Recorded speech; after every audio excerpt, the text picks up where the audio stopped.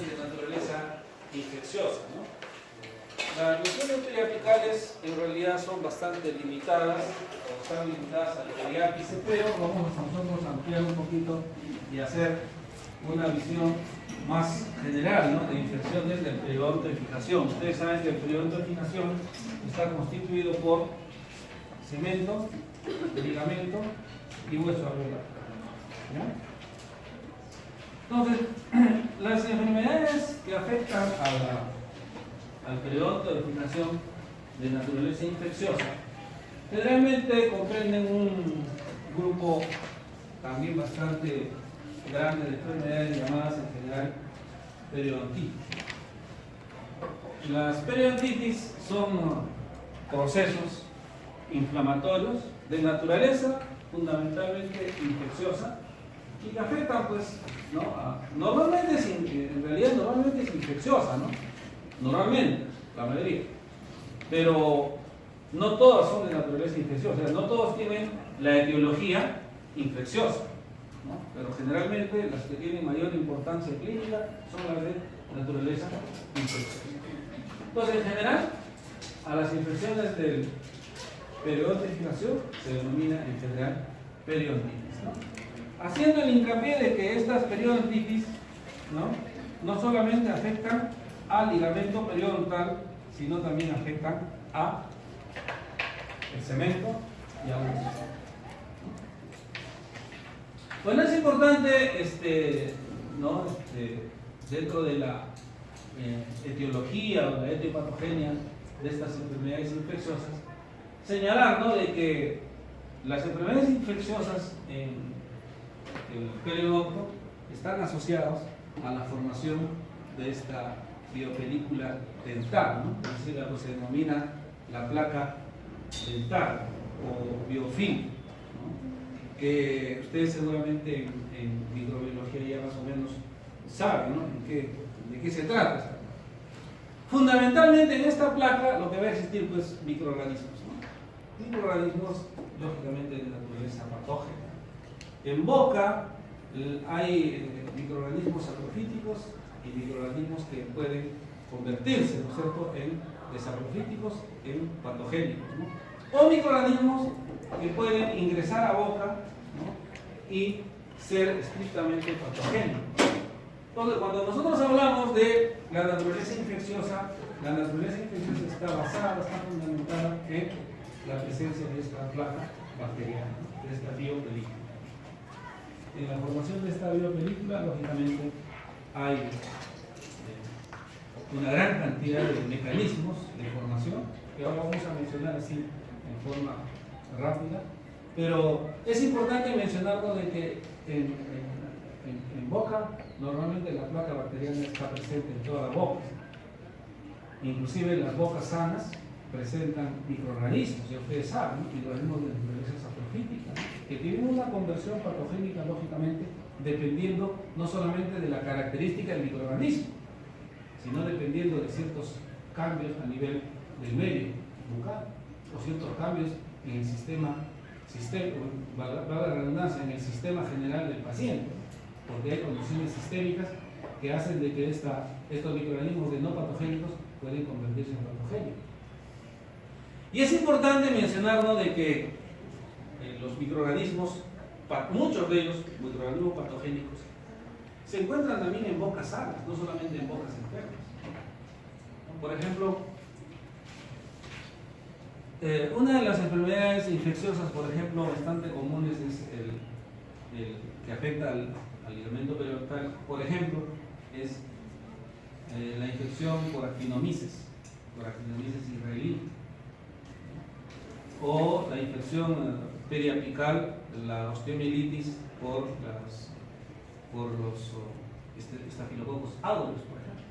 Entonces, Staphylococcus aureus, actinomices israelí, que generan estas enfermedades, son microorganismos que se encuentran en boca sana, están ahí. Sino que cuando hay ciertos cambios, ¿no es cierto?, en los tejidos, ciertos cambios en el sistema inmunitario, estos pueden convertirse en patogénicos. Por eso también es importante señalar. No es que el microorganismo provenga de una zona exógena, no, los microorganismos están ahí y pueden en algún momento convertirse en patógenos. Bueno, las bacterias, es un mecanismo que ustedes en microbiología lo saben, ¿no? Las bacterias se adhieren a la superficie formando hay un mecanismo de adhesión, ¿no? Hay interacción entre receptores y ligandos. Ustedes saben, los microorganismos no se adhieren porque inclusive hay teorías de la adhesión, ¿no? Inclusive por interacción electrostática, ¿no? Pero fundamentalmente es por interacción de receptores y ligandos. Hay ciertos receptores que se forman, que se dan a nivel de la superficie del esmalte para que ahí comiencen a adherirse estos microorganismos. Ahora es importante mencionar, ¿no?, de que los microorganismos, para que puedan sobrevivir en boca y formar parte de la placa bacteriana, deben de adherirse. O sea, uno de los mecanismos de supervivencia de los microorganismos en una placa bacteriana es su capacidad de adhesión. Microorganismos que no se adhieren van a morir, ¿no? Por eso que una de las formas de prevenir, ¿no?, las enfermedades infecciosas dependientes de placa bacteriana es ¿qué cosa? Remover la placa bacteriana, o sea, desprender la placa bacteriana. Entonces, al desprender la placa bacteriana, lógicamente ese mecanismo importantísimo de sobrevivencia bacteriana, que es la adhesión, se rompe. O sea, los microorganismos viven en la placa bacteriana, son patogénicos en la placa bacteriana, primero gracias a su capacidad de adhesión. Entonces es importante que se puedan adherir. Ahora, lógicamente, esa adhesión en la superficie le permite, pues, no solamente integrarse, ¿no?, a una microflora específica en la placa bacteriana, ¿no? Es importante también de que la boca, o sea, se adhiere para estar ahí, para mantenerse ahí. ¿Por qué? Porque la boca le va a dar ciertas condiciones de vida a estos microorganismos. Por ejemplo, ¿no?, una cantidad de humidificación, una cantidad de agua que le va a permitir supervivir a estos microorganismos. Ustedes saben que la superficie bucal, es más, dentro de la boca inclusive hay diferentes microambientes. El microambiente, por ejemplo, del surco gingival es diferente a la lengua, es diferente al paladar, es diferente a la encía, etc. Microambiente no solamente en el sentido de que las variables ecológicas, ¿no?, sino inclusive por depósito de sustratos. Por ejemplo, sobre la encía se adhiere poca cantidad de carbohidratos, pero en el surco gingival sí se deposita mayor cantidad de carbohidratos, por ejemplo, que le permite mayor supervivencia. O sea, estos microambientes en la cavidad bucal son diferentes y de acuerdo a eso va a haber, pues, formación o colonización de diferentes tipos de microorganismos, ¿no?, que generen enfermedades infecciosas. Otra de las características es de que dentro de esta, digamos, convivencia en la placa bacteriana, ¿no?, de esta capacidad de adhesión, pues entre los microorganismos también va a existir un mayor intercambio genético, un mayor intercambio de material genético, ¿no? ¿Para qué? Para crear entre ellos, por ejemplo, resistencia al tratamiento antibiótico, mayor virulencia. O sea, el hecho de que los microorganismos colonicen o estén en placa bacteriana no solamente es para que estén de ahí, ¿no? No solamente para que generen enzimas, lípidos, etcétera, no, sino también para adquirir resistencia tipo genética, para que se hagan mucho más resistentes, ¿no? Otra de las características de la existencia de esta placa bacteriana, de la colonización de la placa bacteriana, es ¿qué cosa, no? De que cuando estos están agrupados en placa bacteriana, ¿cierto?, en la placa bacteriana, son mucho más resistentes, por ejemplo, a los antibióticos o cualquier otra sustancia. O sea, la formación de la placa bacteriana es una característica de estos microorganismos para sobrevivir, para supervivir y para provocar daño, para provocar diseño. Hay varias teorías, ¿no? Hay varias teorías sobre la formación de placa bacteriana, pero las características de los biofilms o de la placa bacteriana, ¿no?, es que las bacterias están asociadas entre sí. ¿Qué significa esto? O sea, en la placa bacteriana hay diferentes tipos de bacterias asociadas entre sí, no solamente de forma estructural, sino de forma funcional, son interdependientes. Miren, muchas bacterias que son, por ejemplo, aeróbicas, en la placa bacteriana, se pueden convertir luego en anaeróbicas, o sea, es facultativa, o anaeróbicas en aeróbicas, etc. Y eso le permite justamente la formación de esta placa bacteriana. O sea, la placa bacteriana, los microorganismos van a tener una asociación De modo que cada una de ellas aporta algo, ¿no es cierto?, para la supervivencia. Hay una colaboración, hay una simbiosis entre ellas. Y esto le da mayor característica lesiva.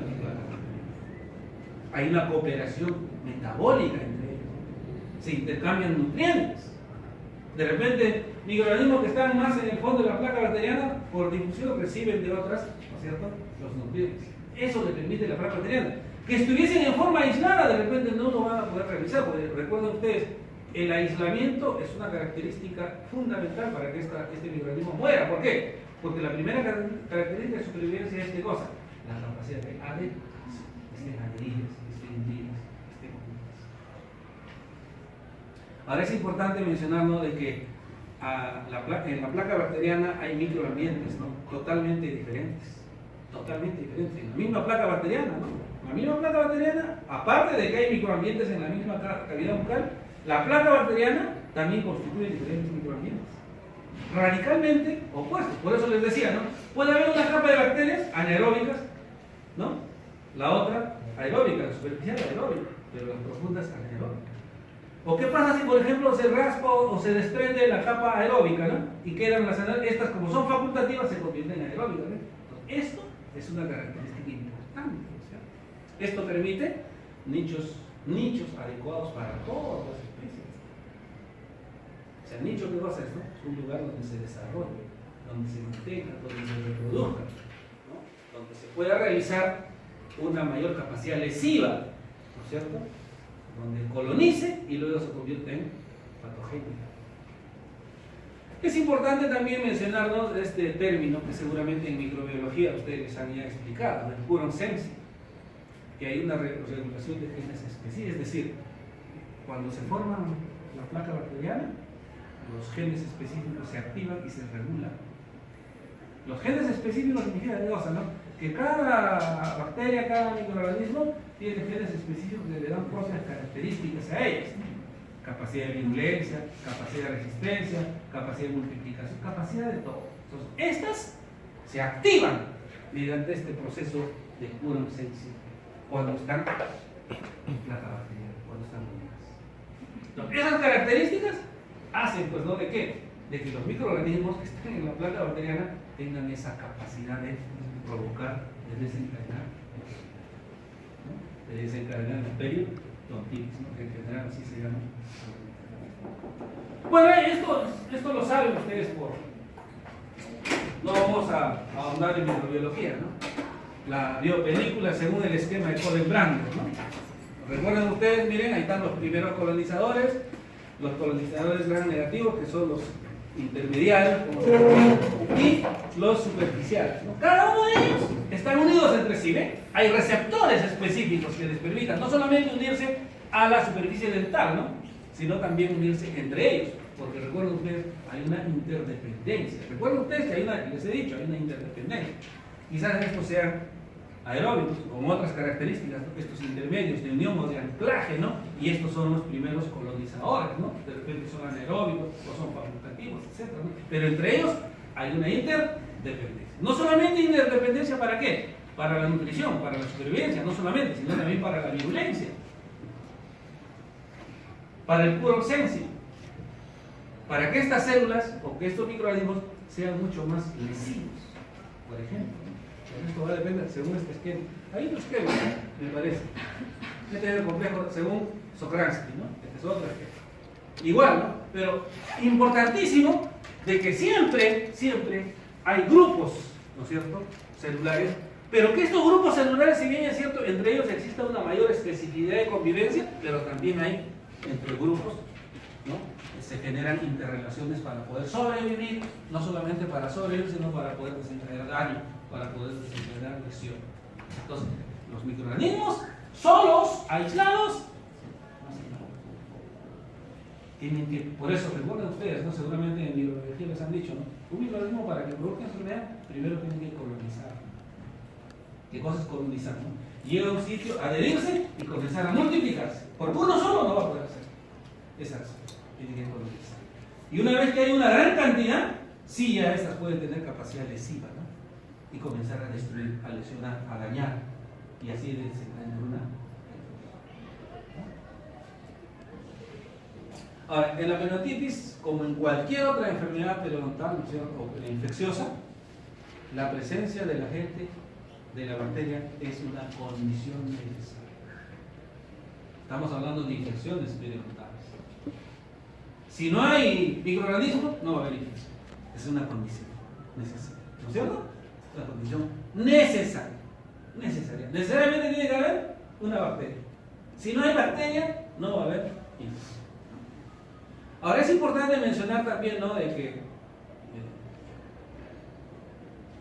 el rompimiento, porque normalmente lo que va a traer como consecuencia una periodontitis es la destrucción, ¿no?, del sistema de fijación del diente, el aflojamiento del diente, la ruptura del ligamento periodontal y la pérdida de la inserción. Ahora, esa pérdida de la inserción, esa pérdida de la inserción podría darse en algunos otros aspectos. Por ejemplo, a ver, se dice que en diabético, por ejemplo, se presenta la diabetes. Y la diabetes también es un proceso en el cual hay destrucción de fibras colágenas. O en la vitaminosis C, por ejemplo. Pero ¿qué pasa? Normalmente la vitaminosis C puede ser el disparador. Pero un tejido que se rompe, que no produce fibras colágenas, ahí se colonizan bacterias, o sea, se sobreagrega. De todas maneras, por más que sea una u otra, siempre va a haber microorganismos. Por eso se dice que no es suficiente, digamos, una destrucción meramente del ligamento periodontal o de las estructuras, si es que no existen bacterias. En la periodontitis es una condición necesaria la presencia. Y estas bacterias, ¿no es cierto?, lógicamente van a ser los primeros, ¿no?, como condición necesaria, en producir la lesión y por lo tanto la infección. Pero lógicamente como condición necesaria es eso lo principal, pero hay otros factores condicionantes, ¿no?, factores que de alguna manera van a coadyuvar, van a condicionar a que ese factor necesario, ese microorganismo, actúe con mayor rapidez, que sea mejor la acción lesiva. Factores genéticos, factores nutricionales, factores tóxicos, estrés, etcétera, etcétera. Son factores que condicionan la capacidad de virulencia de la bacteria. Entonces es importante entender esto, ¿no? Las enfermedades periodontales, si bien es cierto, como hemos dicho, las infecciosas tienen una condición necesaria los microorganismos, pero hoy en día se maneja el término de enfermedad multifactorial, ¿no? Hay varios factores, pero de ellos el factor fundamental, principal, la presencia de microorganismos. ¿Cómo se transmiten los microorganismos? ¿De qué manera se transmiten los microorganismos?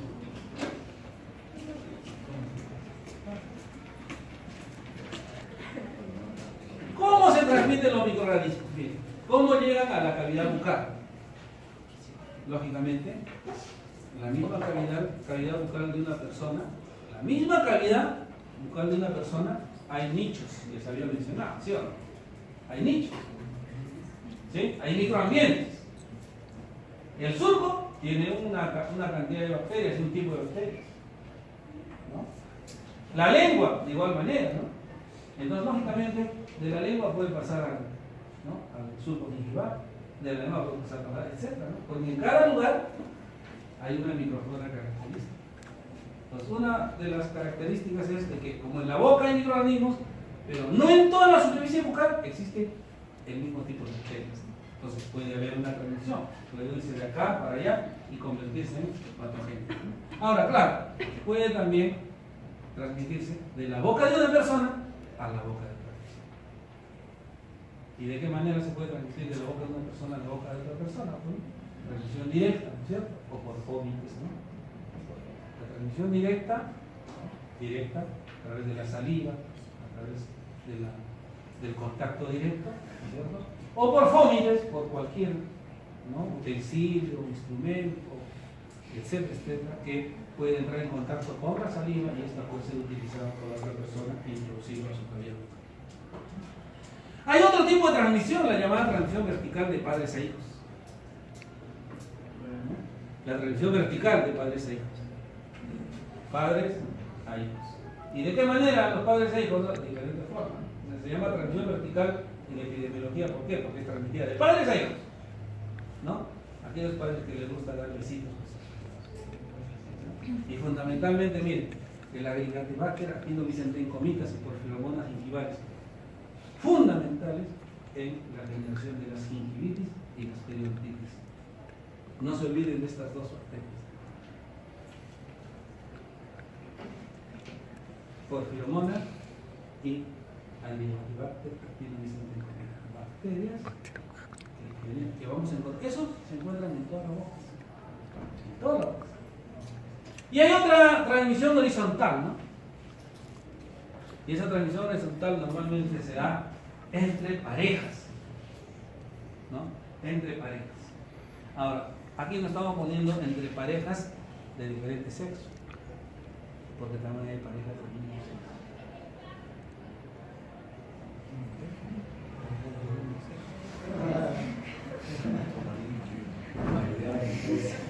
No, Martín.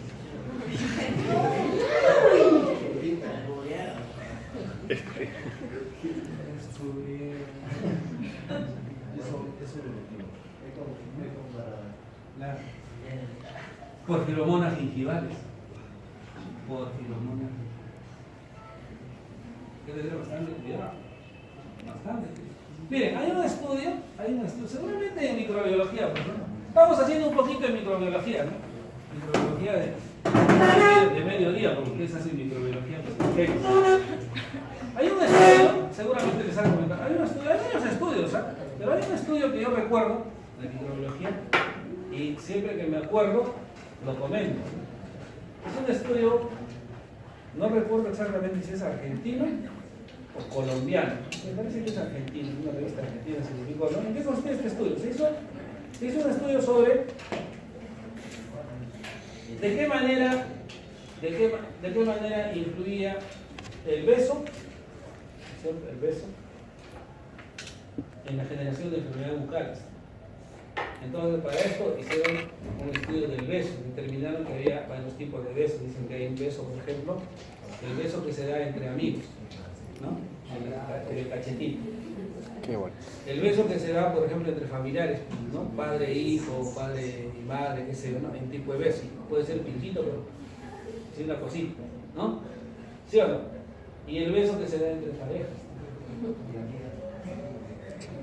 El beso que se da entre parejas, ¿no? Ese beso, señorita Vázquez, el beso que se da entre parejas. Con todo ese efecto de tirabuzón. Y miren, pero para ir más o menos a la conclusión de este estudio, ¿no? Se estudió las connotaciones locales y las connotaciones sistémicas. Y eso es cierto, ustedes lo pueden comprobar. Las connotaciones sistémicas mencionaban de que cuando se dan esos tipos de besos, hay variantes sistémicas que digamos, hay variables sistémicas que se modifican, ¿no? Por ejemplo, presión arterial, pulso y temperatura, midieron esas tres variables sistémicas. Presión arterial, pulso. Entonces, se aceleraba más el pulso, se elevaba más la presión arterial y se elevaba más la temperatura, por ejemplo, cuando se daban besos entre parejas, ¿no? Cuando trapeaban el piso. ¿Cierto? ¿No? También esas variables aumentaban, pero en menor escala, cuando, por ejemplo, se daban un beso entre dos amigos o entre padres e hijos, etc. Pero ¿a dónde iba este estudio? A lo específico, ¿no? ¿Qué características y modificaciones específicas ocurrían? Sobre todo el beso entre parejas. Por eso, justamente para hablar esta transmisión de tipo longitudinal, horizontal. En el beso que se daban entre un varón y una mujer, ¿no es cierto? En la pareja. Y midieron, ¿no? Solo un beso de 30 segundos. 30 segundos.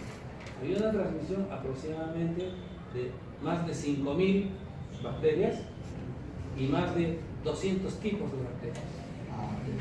¿Entiendes? Ahora, hemos dicho, ¿no? Cada uno de nosotros tenemos un nicho. Cada uno de nosotros tenemos un sistema inmunológico. O sea, yo puedo tener bacterias ¿no?, más resistente, por ejemplo, a la que tiene cada uno de ustedes, o al revés. Y si esa bacteria es más resistente, significa de que llegando a una cavidad bucal donde la resistencia inmunológica es menor, pueda convertirse en pato. Entonces, recomendaban ahí, ¿no?, el estudio recomendaba y decía, bueno, por eso que para dar un beso, o sea, para que las parejas se den un beso, ¿no?, dicen, miren, es una recomendación un poco hasta graciosa, ¿no?, pero creo que real. Decía, de que para darse besos, antes de cada beso y después de cada beso, tenían que enjuagarse la boca. O sea, cada uno tendría que andar con su botellita de agua. Escucha, estos tendrían que andar con su cilindro, ¿no? O tendrían que irse, perdón, a cortar un caño, ¿no?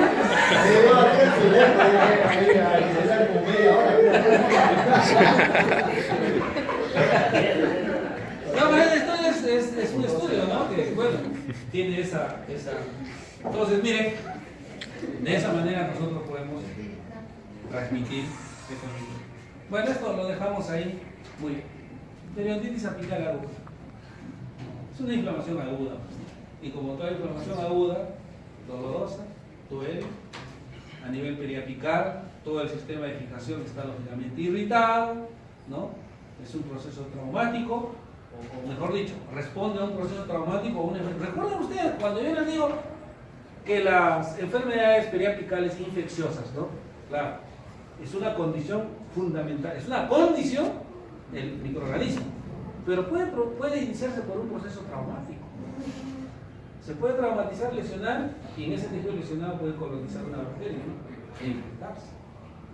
Así que una inflamación apical aguda es de inflamación aguda. O sea, entonces ustedes estarán imaginando, por eso es importante, les dije, que los conocimientos de patología general lo aplicamos en patología bucal. Entonces, inflamación aguda, recuerden, todo lo que es aguda, vasodilatación, vasocongestión, infiltrado de neutrófilos y dolor, o sea, calor, dolor, tumor, rubor e incapacidad funcional temporal. ¿Pero a qué nivel? A nivel del perio. Es lo mismo, ¿no? O sea, es lo mismo que la inflamación, pero a nivel del ligamento perio. Histológicamente, ¿qué vamos a encontrar? Ahí está. Congestión de los vasos sanguíneos, edema, infiltración, polimorfo, núcleo.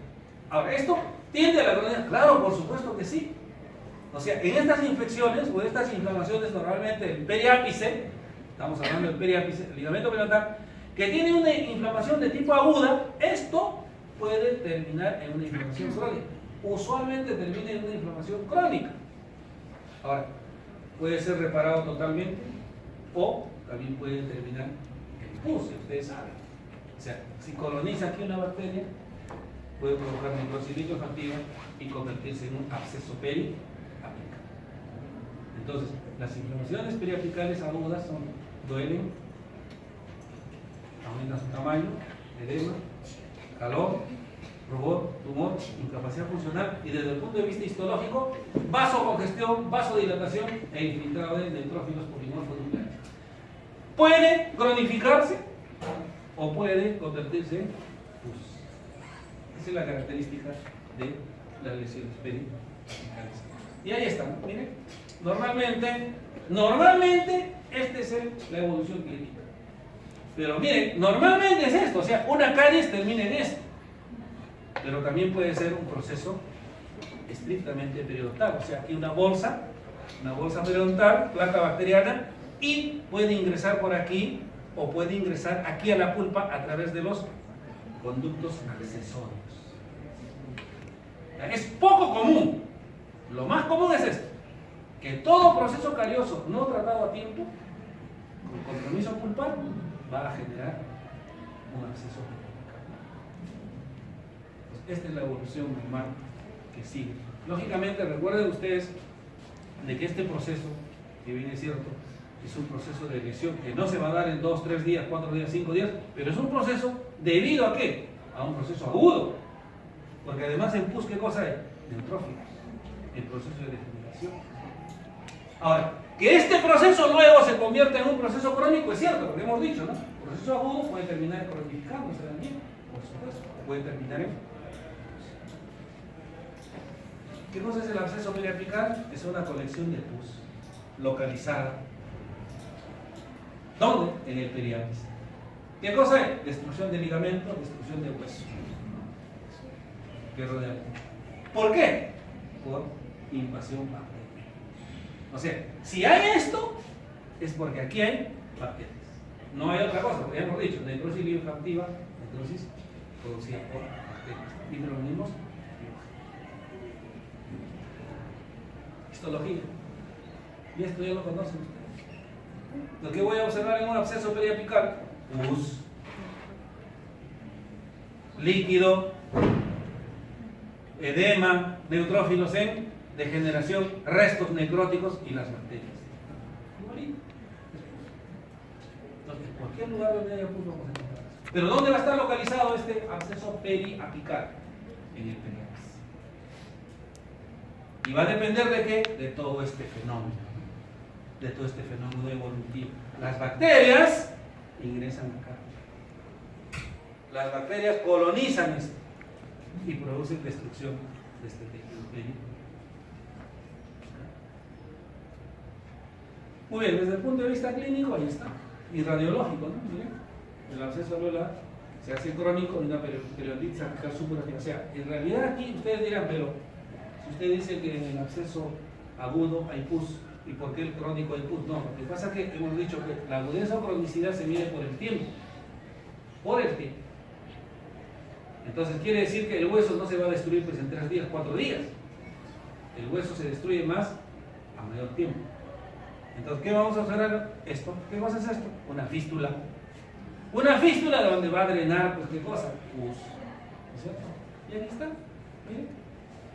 ¿Cómo se observa un absceso periapical? Una imagen radio lúcida periapical de bordes difusos. Esa es la verdad. Difuso, no delimitado. Porque si fuese bien delimitado, ahí vamos a ver que es otro tipo de lesión crónica. Es difuso. Radiológicamente, ¿no? ¿Miren? Clínicamente puede fistulizarse, se observa cuadro inflamatorio, rojizo, edema, aumento de... Y si fistuliza, observamos pus. Imagenología, imagen periapical, radio lúcida, ¿no? De bordes difusos, de fondo heterogéneo. Esa es la característica. No es homogéneo, sino es heterogéneo. ¿Cuánto eso lo saben ustedes por ahí? ¿Miren? Esto también se denomina párulis. Párulis. Si nosotros aquí, con un explorador o con un estilete, entonces recién lo convertimos en fístula. Normalmente las lesiones periapicales agudas supurativas fistulizan hacia vestibular. ¿Por qué hacia vestibular? Porque la tabla vestibular es más delgada. Igual acá, ¿no es cierto? Miren acá. Hacia el paladar, ¿no? Claro, esto quiere decir qué cosa, ¿no? Que seguramente el proceso ha estado más cerca, ¿no? Hacia la zona palatina. Normalmente fistuliza hacia vestibular. Miren acá. ¿No? Igual, ¿no? Es una infección periapical que ha llegado, miren, hacia la zona externa del cabello. Este es un cuadro llamado, por ejemplo, esto se produce en las actinomicosis, ¿no? La actinomicosis es una enfermedad en la cual va a haber pus, pero con estos gránulos, miren acá, pequeños gránulos, ¿no? Se llaman gránulos de azufre, así se llaman, pero no son de azufre. Los gránulos no son de azufre. Estos son los gránulos de azufre, pero aquí en la actinomicosis se denomina gránulo de azufre por su parecido, ¿ven? Miren, porque se parece, pero esto no es azufre. Son los actinomices compactados. O sea, esto son las bacterias. Entonces, así sale pus con estos granos. Ahí está, ¿no? Miren, miren, acá está. Se está saliendo ahí del manjar blanco. ¿No? Y los granos de azúcar. Actinomicosis, ¿no? Las actinomicosis más comunes son las actinomicosis cérvico-facial. Este es un ejemplo de actinomicosis tóraco-abdominal, ¿no? Tóraco-abdominal. De las más comunes son, pero igual, desde el punto de vista clínico, pus con gránulos de azúcar. A diferencia de la osteomielitis, ¿no? Esa es una característica patognomónica de la pus, de la actinomicosis. Si ustedes van a observar, ¿no?, que sale pus con estos gránulos amarillitos, ¿no es cierto? Que no son de azufre, sino son las bacterias, ¿no?, que se parecen al azufre amarillo. Entonces es actinomicosis.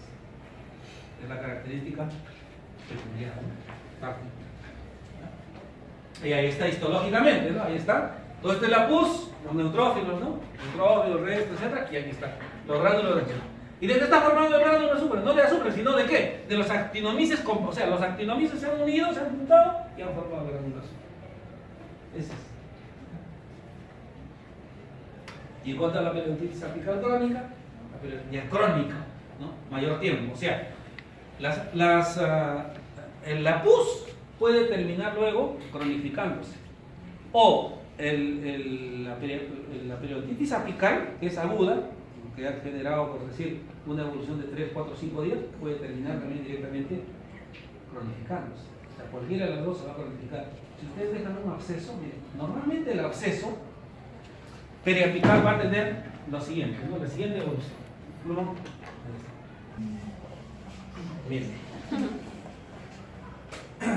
El absceso, este absceso, ¿correcto?, normalmente va a tener dos finales. Lo primero es lo más común y menos grave. El segundo final es lo menos común, felizmente, pero es el más grave. ¿Ok? Entonces, ese absceso periapical, ¿no?, porque cuando hay una lesión, ustedes saben que nuestro organismo reacciona con un mecanismo de defensa, ¿no es cierto? El sistema inmunitario se activa, ¿sí o no? Claro. Es más, no todos, por eso es que, miren, por eso ustedes se darán cuenta, ¿no?, no todos tenemos el mismo sistema, la misma respuesta del sistema inmunitario. Por eso que en algunos se genera pus, hay un absceso, pero en otros no se genera pus. La caries ahí afecta a la pulpa, pero nunca se genera pus. Es más, en la misma persona, ustedes van a observar caries que afecta a pulpa y no generó pus. Pero otro diente, en otro momento, ¿no?, que afecta a pulpa, sí va a generar pus. Entonces la pregunta, ¿qué es lo que pasa si es la misma persona? Es que de igual manera nuestro sistema inmunitario siempre está modulándose, ¿no es cierto? Porque nosotros estamos expuestos ¿a qué? A factores de inmunodepresión. Por ejemplo, puede ser de que esa persona que generó pus, en ese momento su pulpa ha sido afectada cuando tenía estrés, cuando sus defensas estaban bajas.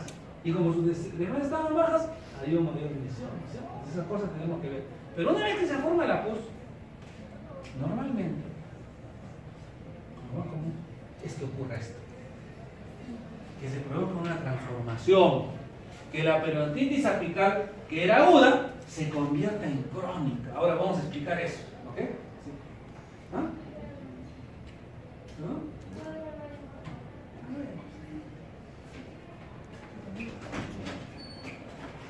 Muy bien. Pero lo menos común es de que esto, miren, como acá hay hueso, esto ingresa al hueso. Las bacterias ingresan al hueso. O sea que la infección se agrava. ¿Y qué cosa produzca? Osteomielitis. ¿Y qué cosa es la osteomielitis? La infección del hueso. Y del hueso pase a tejidos blandos. ¿Qué cosa va a formar ahí? ¿No? El tejido blando. ¿Cómo se llama la infección o la presencia de pus de tejido blando? Celulitis. Y se sigue grabando la cosa, ¿no? Y a través de las arterias ingresan las bacterias y se generaliza, se produce una septicemia, una bacteremia, un shock séptico, ¿no es cierto? Claro. Ustedes dirán, pues que un simple diente que puede provocar eso, claro que sí, pero es lo poco común. Por eso les decía, ¿no? Es lo más grave, pero es lo poco común, lo poco probable, porque nuestro sistema inmunitario se activa. Pero hay personas que mueren por infecciones generalizadas, por eso. ¿Sí? Pero lo más común es de que esta pus se localice, se fibrose, se active el mecanismo de defensa y esto se convierte en ¿qué? En periodontitis apical. en el llamado granuloma periapical. Y justamente el granuloma periapical, ahí está, tiene su zona. Este es un granuloma, el tejido granulomatoso. Ya ustedes saben, ¿no? Si es tejido granulomatoso, ya. Debe tener ¿qué cosa? Tejido fibroso, neovasos e infiltrado mononuclear. Pero este tejido granulomatoso tiene sus zonas, las llamadas zonas de Fish. Ahí está. Zonas de Fish, este es granuloma, esta es la periodontitis apical crónica o granuloma periapical, lo mismo. Es crónico. ¿Esto se ha formado en cuántos días? ¿En 4 días? No. Y además, como es granulomatoso, más de 15 días. La pus se ha transformado en esta. Y ahí están las zonas. Miren. Hay una zona en la pulpa que es la zona necrótica o zona de necrosis. ¿No es cierto? Zona de contaminación, o sea que aquí todavía hay algunas bacterias, seguramente toxinas. Zona de irritación, o sea, zona de inflamación, vasodilatación, vasocongestión, ¿no es cierto? Y la zona de estimulación. La zona de estimulación es la zona de fibrosis. Lo vamos a ver. Vamos a ver cada una de las zonas. Ahí está. Primera zona, zona de infección. ¿Qué contiene? Lo que les mencionaba. Ahí está. Bacterias, colonias bacterianas. Y ahí está. Zona de licuefacción. Entonces observamos pulpa licuefactada. Ahí está. Miren, gran cantidad de pus. Ahí está pus. A nivel de ápice. En el canal radicular terminal. Zona de contaminación. ¿Sí? Zona de contaminación. Hay algunas bacterias que están produciendo cierta, ¿no?, reacción inflamatoria. ¿Cierto? La zona 2, zona de contaminación. Zona inflamatoria, exudativa. Miren, hay edema, inflamación, vasodilatación, vasocongestión. Zona de irritación. Miren. Zona mucho más, digamos, alejada, donde ya podemos observar ciertos, digamos, cierta respuesta crónica, ¿no es cierto? Hay cierta cantidad de tejido neovascular, ¿no es cierto? Tejido fibroso, etc. Pero de todas maneras es un tejido de tipo inflamatorio. También es un tejido anómalo, ¿no? También es un tejido enfermo. Y finalmente, la zona periférica, ¿no? La zona de estimulación, la zona de fibrosis. La zona periférica o la zona de estimulación es una zona de fibrosis. ¿Por qué? Porque esta la va a encapsular. Justamente en la zona de la cápsula de tejido fibroso. Recuerden ustedes que los granulomas tienen una zona periférica, ¿no?, a manera de cápsula. Por ejemplo, el granuloma tuberculoso. ¿Qué tiene? Tejido fibroso alrededor, a manera de una cápsula. Esa es la zona de estimulación. La zona de estimulación es una zona donde hay proliferación. ¿Pero qué tipo de proliferación? Fibroblastos. Ya no hay vasodilatación, ya no hay exudado, ¿no?, mononuclear, absolutamente, sino es una zona de regeneración, es una zona de reparación. Entonces, mientras que en el absceso, que es una respuesta a la destrucción aguda, ¿no?, es líquido, aquí hay tejido prolífico. Tanto de la periodontitis apical aguda como de la crónica. ¿Cuál es el tratamiento? Eliminación. O sea, si bien es cierto aquí hay tejido proliferativo, pero ese tejido proliferativo es anómalo. Es un tejido enfermo. Hay que eliminarlo. Inclusive, la eliminación se hace con parte del ápice. ¿Por qué no? Porque miren, la eliminación se hace con un poquito del ápice más. Se corta aquí el ápice, se elimina y se hace un endodón, se hace un tratamiento radicular. A eso se llama apicectomía. Hay que eliminar un poquito esto, ¿no? Se elimina y todo, y a eso se llama apicectomía. En el caso de los abscesos periapicales, no se olviden que el tratamiento es siempre drenaje, limpieza y antibiótico. Sí, Román. Eso te voy a hacer el procedimiento. Lo importante es que en la apicectomía se corta el ápice. Se corta el ápice. ¿Okay? ¿O qué quieres todo el procedimiento? ¿Cómo se hace? Te voy a enseñar en el no, si tú quieres que le quite la. ¿No? No, se te va a enseñar. Si yo te voy a hablar ahorita, mejor En el examen tú más te vas a estar dedicado a qué cosa se hace. No, lo que yo quiero que tú aprendas acá, de que aquí hay un proceso. ¿Correcto? Eso es lo importante. ¿Y cuál es el procedimiento de tratamiento? Simplemente como complemento. Apicectomía y eliminación de todo este tema. Eliminar. Es más, ¿no? Y es que eso se deja un hueco grande, porque los granulomos pueden ser grandes, ¿no? Pues depende, pues, ¿no? Algunos se ponen rellenos, hueso, PRF, PRP, todo eso, ¿quiere que te explique? No, pues no, pero ya saben ustedes de que ahí hay, inclusive hueso, se hace injertos de hueso. Eso depende, ¿no es cierto? Entonces, lo importante que tú sepas, Román, es de que hay un tejido crónico. Listo. Y ese tejido crónico, por más que haya proliferación, por más que haya estimulación, pero este tejido, miren, así sea estimulado, es un tejido enfermo. Es un tejido enfermo. ¿Ok?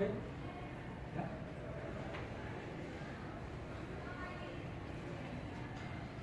Esto ya es un complemento. ¿No? Es un complemento. En los tratamientos y en los huesos, digamos, en el sistema de soporte, se produce también necrosis de los maxilares, las llamadas osteonecrosis. Estas osteonecrosis se dan por diferentes causas, ¿no? En primer lugar, la osteonecrosis es la muerte del tejido óseo por factores locales o factores sistémicos, ¿no? Factor local, ¿cuál es el mayor factor de muerte, ¿no? Local, la falta de sangre, la hipoxia, la isquemia.